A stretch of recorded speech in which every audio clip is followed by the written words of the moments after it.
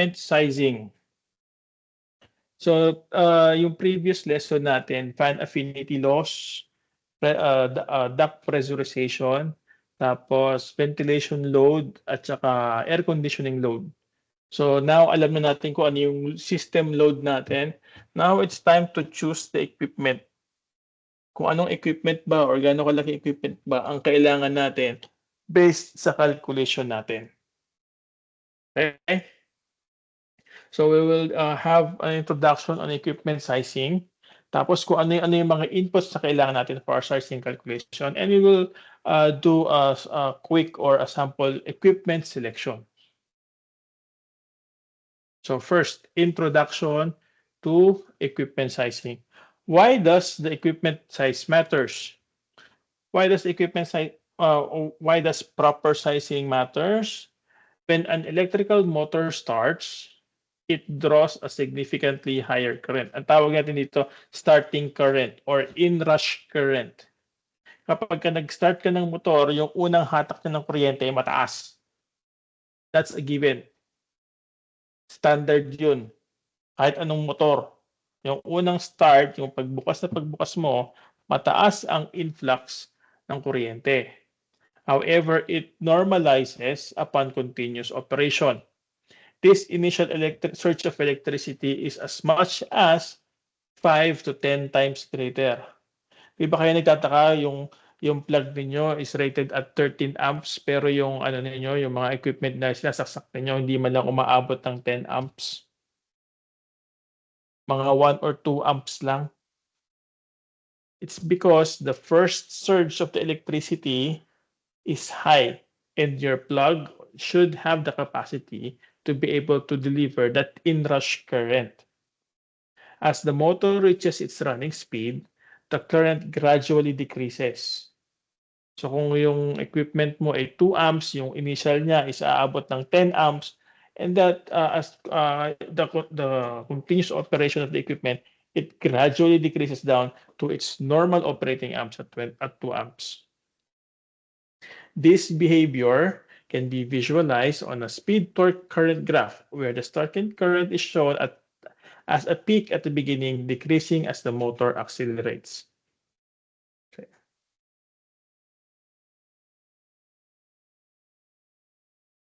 In HVAC, yung ano natin, ventilation, saka air conditioning loads natin, spends most of their operating hours are at part load. Ano yung ibig sabihin ng part load? Part load means you're not operating at 100%. Example, binuksan mo yung electric fan mo. Ang electric fan mo merong 1, 2, and 3. Disyembre. So, yung electric fan mo, imbis na lalagay mo sa highest 3, nasa number 2 lang. O yung aircon mo can go as high as low as 16 degrees Celsius kapag binuksan mo. But, syempre, masyadong malamig. So, ang nilalagay mo lang ay nasa 24 ka lang. So, even though that we are calculating at maximum efficiency or at maximum requirement, usually the equipment works part of that requirement only. It doesn't go 100%. It does 100%, but seldom. Improving the part load efficiency leads to significant energy savings and reduced operating cost. Tingnan natin itong graph. Ito yung graph na sinasabi natin kanina na meron tayong peak starting current or inrush or surge current or surge electricity. So yung unang sindi mo ng motor, it gives you a peak starting current, and then as it continues to operate, it slows down. Ayun, it slows down. Ay, kuha nga ako ng laser pointer. Ayun. It slows down until it reaches a steady running current. Ganun din yung efficiency, no? Yung efficiency niya, kung mapapansin mo, tumataas siya as the load increases. However, dito mapapansin mo, merong slight drop. Merong slight drop ng efficiency. So ito yung hinahabol natin, yung part load efficiency natin, at which it's operating at peak efficiency but not at 100% load. Ano ang consequence ng ano ang mangyayari kapag nag-select tayo ng equipment na mataas o mababa? Tignan muna natin yung operating, graph ng isang equipment o ng isang motor, isang HVAC equipment. Okay. Halimbawa sa aircon, ang aircon natin meron tayong set temperature. Ito yung set temperature natin, itong dashed line. This is our set temperature for whatever set temperature that we have. We have our set temperature. Ngayon pagka ang starting point natin, mainit pa yung kwarto, 0. Hindi pa tayo nagbubukas, eh. So, dito pa tayo. So, pinitik mo yung ano mo, yung aircon mo, on. Ayan, nag-on siya. Yung ano ngayon, yung compressor mo, mag-a-under siya. Under siya, under siya, under siya, under siya. Lumalamig yung kwarto mo. At darating yung point na masyadong malamig yung kwarto mo. So, yung aircon mo, merong thermostat. When it reaches at certain point, plus or minus of your set point, ha-under siya at saka hihinto siya. So, example, yung set temperature mo, kunyari, ay 24 degrees Celsius. Kapag yung room mo umabot na sa 22, mamamatay na yung compressor. O mamamatay na yung aircon mo. Hindi na siya under. Kaya minsan pag pumunta ka dun sa labas, dun sa outdoor unit ng aircon mo o sa likod ng window type aircon mo, maririnig mo hindi masyadong maingay. Pero meron yung time na may ingay siya. Pero yung fan sa loob di naman namamatay. Buga pa rin siya ng buga ng hangin. Yung compressor sa labas, yung nagpapalamig ng hangin, namamatay siya o umaandar siya at specific times. This is your range. The topmost portion and the bottommost portion, this distance is called your range. Okay, balik tayo dito. So ito, ito at saka ito, yung distance niya, this is called your temperature range or your operating range. Huwag natin sabihin temperature set point, sabihin lang natin set point. For whatever equipment that you have, whether it be fan, whether it be aircon, whatever application that you have. The difference between the topmost setting and the bottommost setting, to which at the topmost your equipment shut offs, and at the bottommost your equipment turns on, it's called your temperature or your set point range.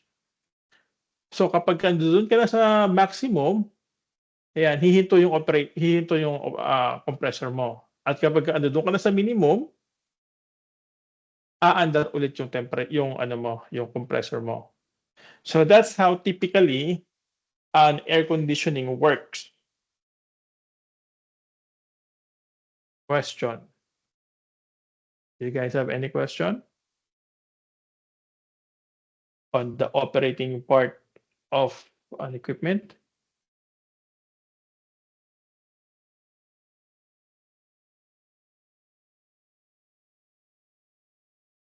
Wala. So ngayon, i-plot natin yung efficiency at saka yung yung current ang tawag niya? Ano yung pangalan nung kanina? Balikan lang natin. Ito daw ay speed, torque, current graph. Okay. So ito yung speed, torque, current graph or yung current at saka time at saka yung efficiency at saka yung load. Yung green yung electrical current natin at saka yung blue yung motor efficiency natin. Kapag kinumbine natin itong current at saka itong efficiency graph natin dito sa operating sequence natin, we will have something like this. Ano ibig sabihin nito? So yung una, mahaba yung operating hours niya or operating time niya mahaba. So ibig sabihin pinitik mo yung motor mo, tumaas siya, nag-surge siya, tapos bababa siya unti-unti. Diba? Unti-unti bababa siya. Yung efficiency ng motor mo tumataas. So, okay ka naman do'n. Kaso nga lang at this point, mag-o-off siya, 'di ba? Tapos mag-o-on siya ulit, so ayun na naman siya. Tapos mag-o-off siya ulit, ta's ayun na naman siya. Tapos mag-o-off siya ulit, ayun na naman siya. The problem is, this happens if your equipment is oversized. Kapagka yung equipment mo masyado siyang mabilis niyang nahuhuli yung ano, yung maximum temperature or yung maximum set point, dahil sa malaki siya, the time that it requires for it to reach the maximum output or the maximum temperature is less, which results into frequent on and off. Which results to, kung mapapansin ninyo, ito, ang average dito sa una nito, ang average electricity drawn niya probably somewhere around here, pero ta's lalabas dito, ta's pupunta agad siya dito. Ayun oh, taas, laging mataas. So lumalabas ang average electricity output niya, kain niya, mataas. At yung mapapansin niyo, yung average efficiency niya, mababa. So ano naman na yun kapagka undersized yung equipment mo. Kapagka undersized yung equipment mo, ganito naman ang mangyayari. Nag-on ka, since hindi niya maabot yung maximum time, tsaka yung hindi maabot ng equipment yung maximum set point o do'n sa range, hindi niya maabot yung maximum output, hindi siya namamatay. Dahil hindi siya namamatay, napapansin niyo, yung overall niya, mas mababa yung konsumo niya ng kuryente. Mas mataas yung efficiency ng equipment niya. So, ibig ba sabihin nito, ang tawag dito, ibig ba sabihin nito ay kukunin ninyo yung mas mababa o mas maliit na equipment? You would undersize your equipment? Papansin niyo dito, meron pa tayong konting efficiency drop. Kapagka correctly sized yung equipment natin, hindi siya undersized, hindi siya oversized, ganito ang magiging drop natin. Nawala yung ano dito, nawala yung efficiency drop. We were able to maximize the efficiency and minimize the equipment the energy consumption. That is why we don't oversize or we don't undersize our equipment. We get it just right. But sometimes meron talaga mga scenarios that it requires you to oversize or to undersize your equipment. Minsan sinasabi ng kliyente, "Hindi, gusto ko oversize, eh." O kaya yung kliyente, "Hindi, gusto ko undersize, eh. Undersize mo kasi mahal yung equipment, eh. Hindi ko kayang bayaran." So what are the pros and cons or what are the consequences of oversizing or undersizing your equipment? When you oversize your equipment, first, you potentially reduce wear and tear. Kasi saglit mo lang siya gagamitin. Di ba? Kasi nga malaki siya, eh. Mabilis niya makukuha yung pangangailangan mo. So saglit lang siya mag-ooperate. Tsaka, you have a spare for future capacity. So halimbawa, nag-expand kayo, hindi mo na kailangan bumili ng bagong equipment. The expansion still is able to cater for the existing equipment size. However, ang mas malaki equipment would logically mean mas mahal. Mas malaki ang investment. Dahil mas malaki ang equipment, syempre mas mataas ang installation cost. At saka dahil sa mas malaking equipment, physically, mas malaki din siya. You would require bigger units, which might also result up to higher installation costs. And as we've seen earlier, it also provides low efficiency, lower efficiency. Ano naman ngayon kung i-undersize ninyo yung equipment? If you undersize the equipment, siyempre ang maganda rito, mas maliit yung equipment mo physically at saka yung cost. Siyempre dahil sa mas maliit yung cost yung cost ng equipment tsaka mas maliit yung physical size niya, the cost to install the equipment is also lower. But forget about the future. Ngayon pa nga lang under ka na, yung future pa kaya? And it also adds to operational wear and tear dahil sa mas madalas siya or mas matagal siyang in operation. And it also may provide discomfort. Bitin ka nga eh. So may mga panahon na ang init pero yung aircon mo hindi naman masyadong makalamig. So nakakainis. Hindi naman parate but there will be times. Question. Question so far? None, sir. Okay, thank you. So, what are the inputs for our equipment sizing? What do we need when we select our equipment? Siyempre, kung aircon tayo or mechanical ventilation, we would need our total heat load. Just so you know, ang supplier o ang vendors ng aircon doesn't cater for exact heat load calculations. Yung mga maliliit na equipment, they sell at standardized size. Sa malalaking equipment, that's where you get your customized size. The total heat load of the building is calculated by summing or adding up all the individual heat loads, both the sensible and the latent heat losses. So kapag nakuha ninyo yung equipment, yung total heat load ninyo, you bring it to the vendor and the vendor will select the correct size para sa inyo. However, tatanungin ng vendor sa inyo, meron na ba itong diversity factor? Ano yung diversity factor? In HVAC, sa air conditioning and ventilation, diversity factor or simultaneously referred to simultaneously refer to the probability that individual loads within the building will not operate at their maximum capacity simultaneously. Example, sa office, ang calculation natin ay meron kang Xerox copy machine, printing machine, at saka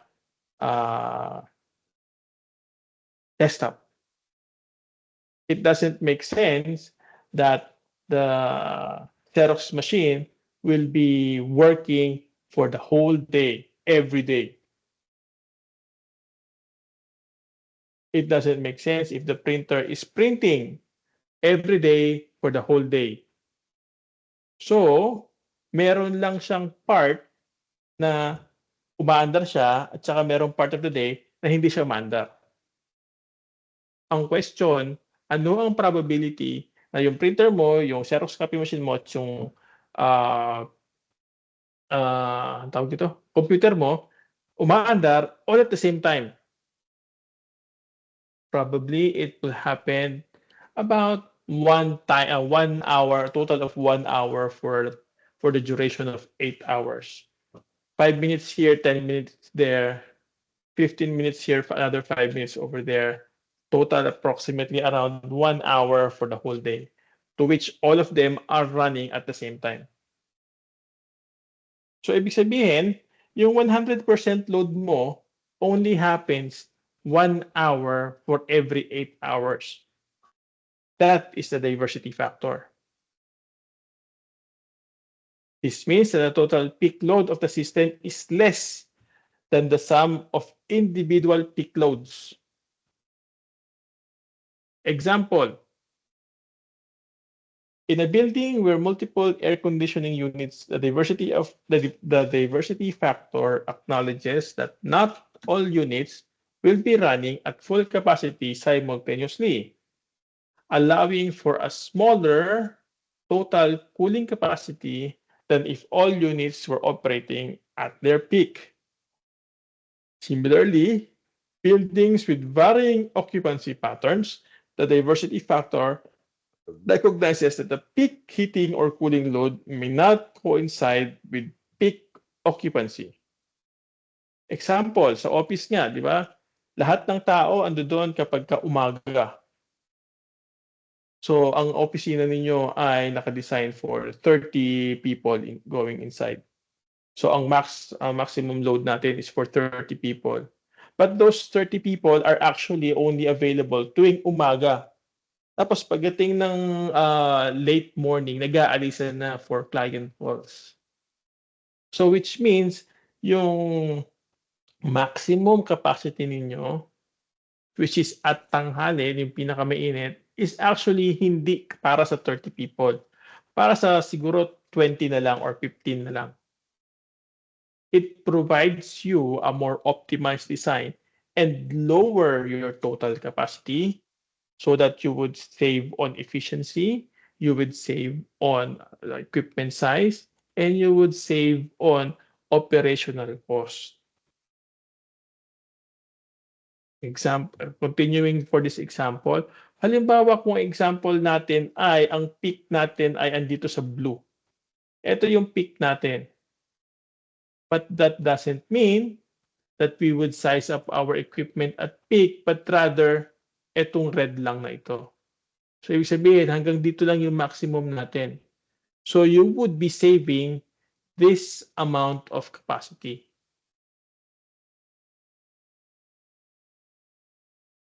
If you include the diversity factor, hanggang dito lang yung kailangan mo.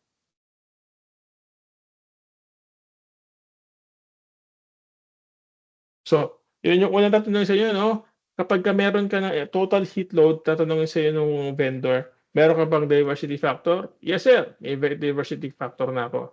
Meron ka na bang safety factor? Ang safety factor naman is in HVAC or ACMV or air conditioning and ventilation refers to the margin added to calculated loads to account for uncertainties. Although magaling tayo, although gwapo tayo, maganda tayo, although kaya natin mag-calculate, minsan sa madalas nagkakamali pa rin tayo. Minsan sa madalas mayroon pa rin tayo mga variables o mga instances na nakakalimutan nating idagdag o i-consider. Minsan may mga details or may mga inputs na hindi binibigay yung kliyente. So, by putting in a safety factor, you will be able to cover for those uncertainties.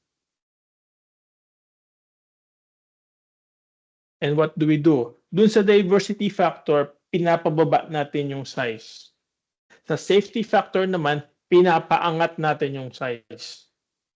Depending on engineering design, some safety factors often are around 10 to 15%. Nung nagsisimula ako, we still use 5%. But I think nowadays, 5% is a little bit too restrictive. So I usually do 10% to 15%. Some of my clients actually requests 20% safety factor or 20% spare capacity.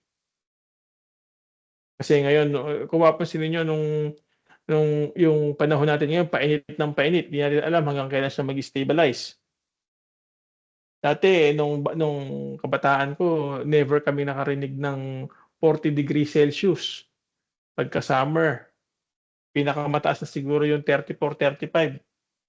Tapos, once in a blue moon lang. Ngayon, parang normal na yung 34, 35 eh. Ang ano ngayon, ang weird ngayon is pagka umabot ng 50, which is nangyayari na. So these unforeseen changes or unforeseen conditions, these are being taken care of by your safety factor. So yung diversity factor, lessens or reduces the size of the equipment. However, the safety factor increases the size of the equipment. So example, late na calculation lang. Yung total safety factor natin, yung total heat load natin is 10 kilowatt 10 kilowatt total. Dahil sa meron tayong 85% diversity factor, pinaliit niya ng 85% dahil sa diversity factor. Pero meron tayong 5% safety factor, which increases back our equipment 5% more.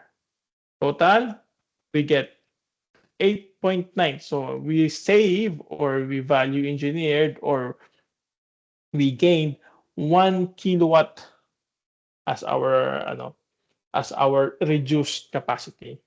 So although ang total natin na heat load, ang total load natin ay 10, but our equipment size can be 9 kilowatt. And you would have confidence to say that at any time of the day, that equipment will be able to supply the needs of its occupants. So paano nyo nakuha itong 9 kilowatt? Calculator. Oops. Okay. So 10 kilowatt times diversity factor 0.85 equals 8.5 times safety factor 1.05, 5%. So paangat, di ba? Equals, yun.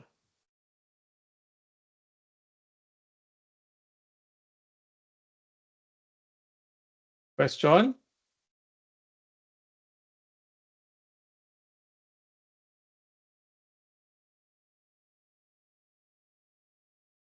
Wala namang question.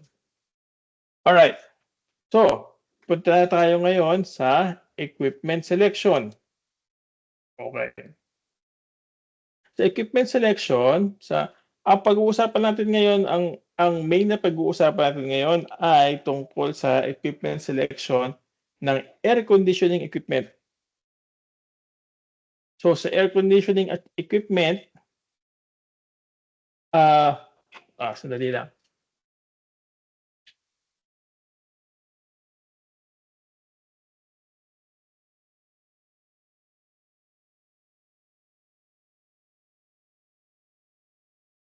Okay, sa air conditioning equipment, we usually have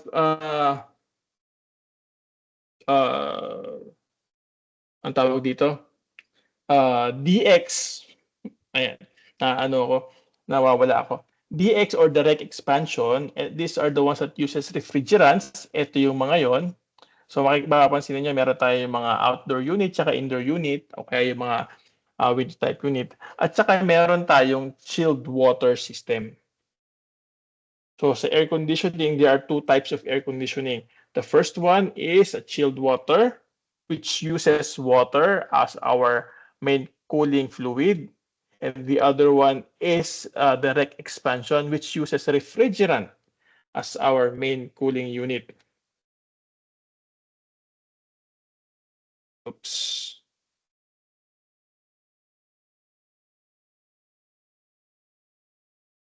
So ano naman yung difference itong dalawang to? Siyempre, kung mapapansin nyo, dito sa cooling water, itong side na to, makikita nyo, mas malalaki yung equipment. These are the ones being used sa mga centralized air conditioning units. Mataas yung kanilang mga investment cost. However, mas mataas din yung kanilang efficiency at mas mababa yung kanilang operating cost.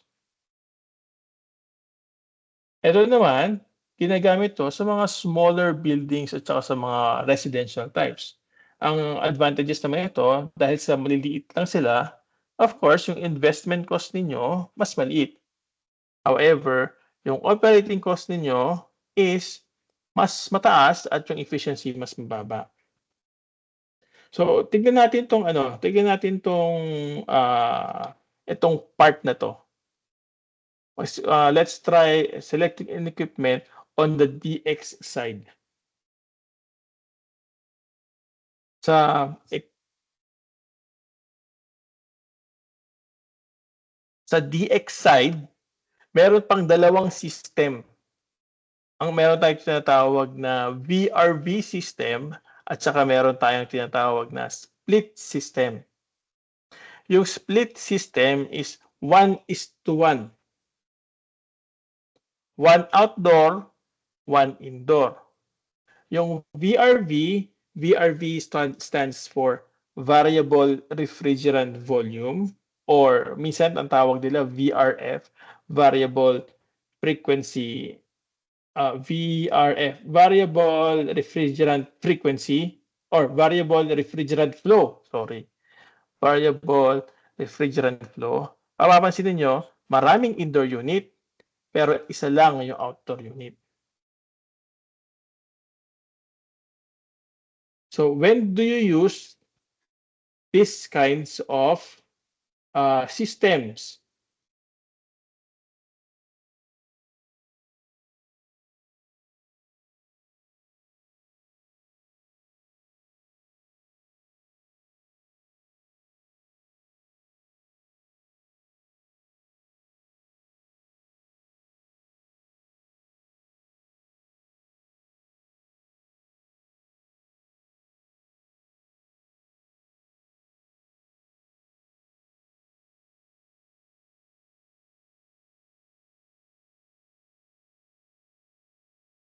All right, sorry about that. So when do we do, or when do we use these three types, these different types of air conditioning equipment? Chilled water type, which is this portion. We have our DX type, which is divided into split and VRV type. When do we use that? So here's a quick example. We use VRVs kapag medium type or small to medium type of buildings. Kapag malaking commercial buildings tsaka malaking mga industrial buildings, we use chiller type. Kapag mga residential, we usually use DX or yung mga split system. Okay?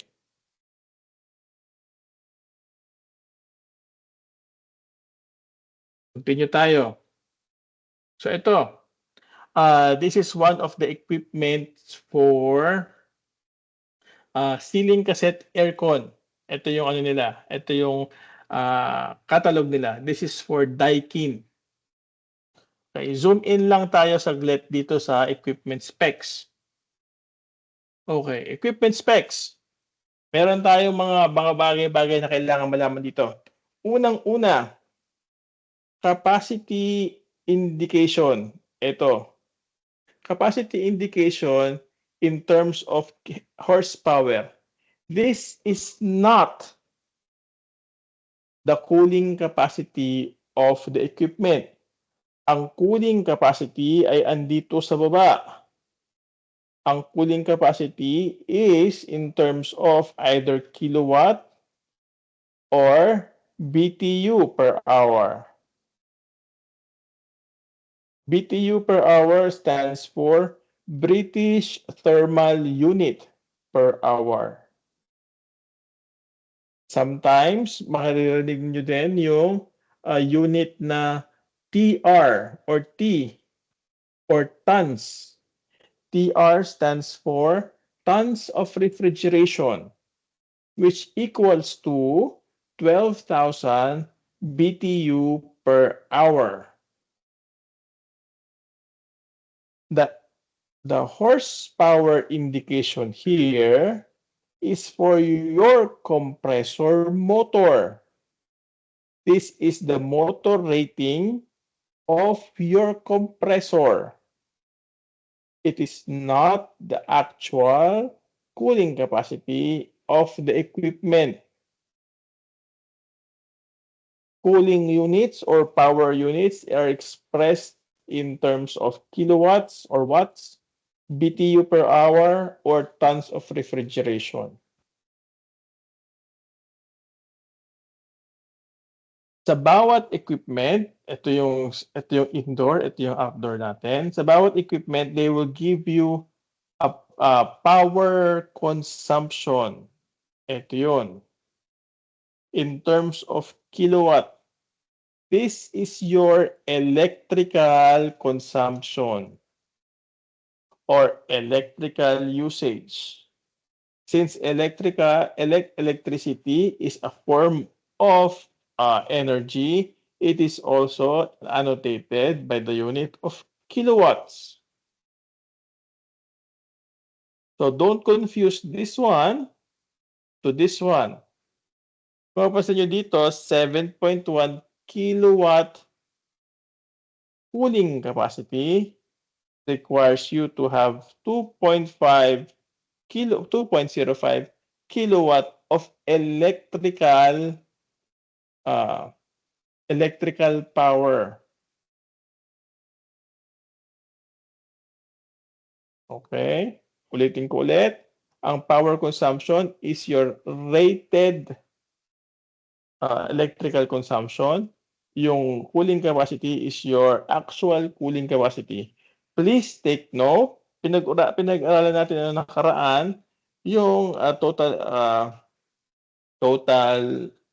energy requirement. Ang formula natin is Q is equal to MCP, kung naalala pa ninyo, MCP delta T, where delta T is T1 minus T2. Oh, sorry.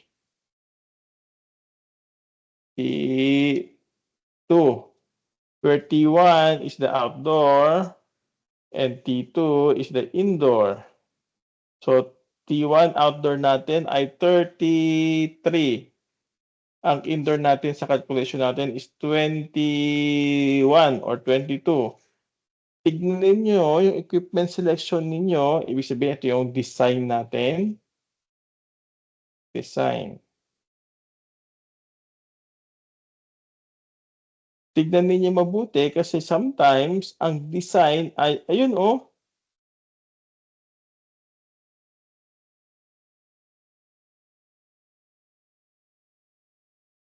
Oh, ang calculation natin 33, ang calculation nila 35.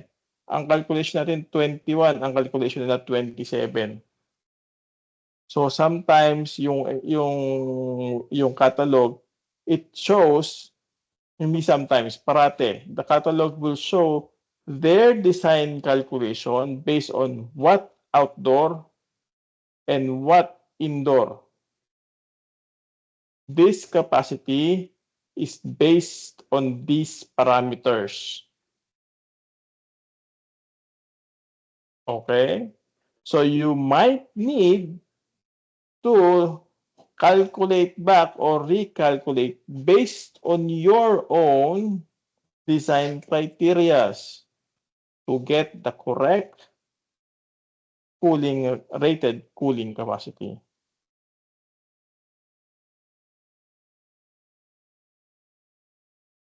Merong i-introduce yung Department of Energy, itong DOE star rating. Ano tong DOE star rating? Ibig sabihin, more stars, higher rating means more savings. More stars means more efficient. The higher the stars, the higher the efficiency it is. Saan nila nakukuha yung efficiency rating? Saan nila nakukuha kung ilang stars yung kailangan nilang ibigay? Nakukuha nila yan based on COP or coefficient of performance. Kung makikita ninyo, ang unit niya is watts over watts. Coefficient of performance is the ratio between the rated cooling capacity and the rated power consumption. Check natin. Calculator tayo ulit.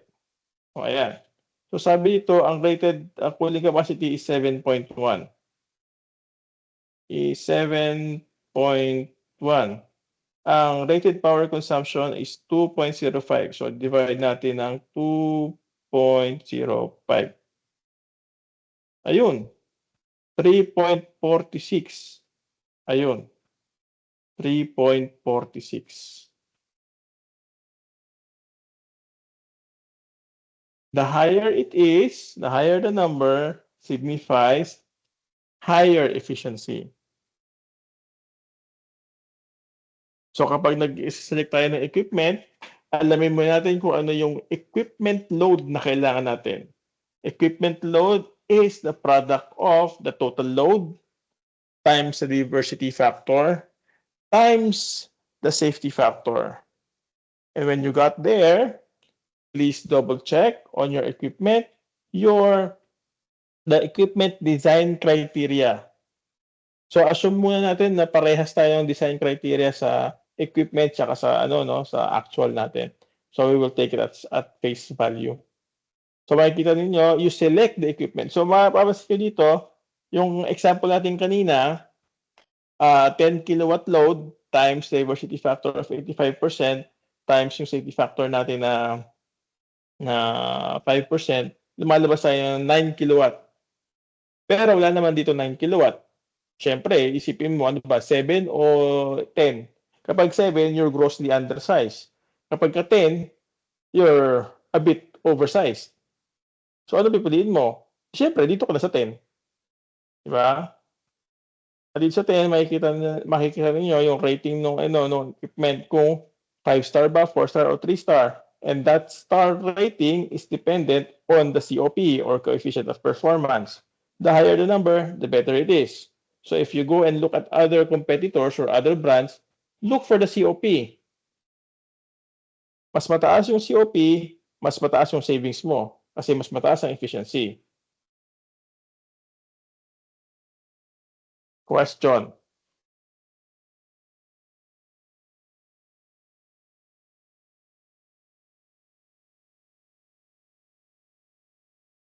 Question?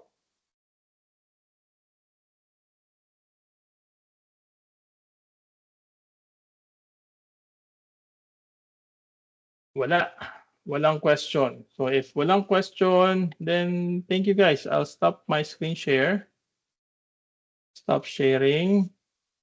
And I will also inform again that wala tayong klase next Thursday kasi holiday. Wala rin tayong klase next Tuesday. Give you time to prepare for your prelim exam week. Okay? Ang next meeting na natin ay September 2. Ay, September 2 ba o September 4? Let me check. September 4. Ang next meeting natin ay September 4. Okay? Okay. For anything else, I will put it at the community announcement. Ulitin ko ulit, it may ensure that your all quizzes are done by the 21st. By prelim starting September 4, I will be taking notes of your attendances na. And also yung deadline ng mga quizzes. Napapansin nyo na may pattern naman, di ba? Pag nagbigay ako ng quiz, after 2 days, deadline agad. Ngayon, okay lang sa akin na lampas kayo sa deadline, but next term, sa midterms, wala na tayong leeway. Kasi I would assume na everybody is already there and everybody already seen the quizzes. So kapag lampas kayo sa deadline, sorry. Okay? Kung wala na, and then I will say salamat and see you again on September 4. Thank you.